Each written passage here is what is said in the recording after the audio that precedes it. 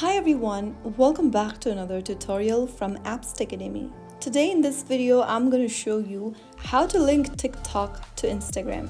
First of all, launch open the Instagram application and make sure that you're logged into your account. Now, tap on the profile icon at the bottom right corner.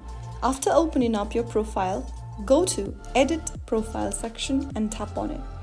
Tap on Add Links and then click on the Add External Link button. Here, you can go ahead and enter your TikTok's profile link. To find the link, open up your TikTok application. From your TikTok account, go ahead and tap on the profile button at the bottom right corner. From your TikTok profile page, tap on Share Profile. Click on Copy Link. Now, get back to your Instagram app. In the URL section, paste in the link that you copied from your TikTok profile. Now click on Done at the top right, and then you can get back to your profile section. You will then be able to see that your TikTok's profile link has been displayed right underneath your bio.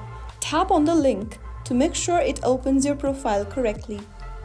And there you go. That is how you can easily link your TikTok on Instagram.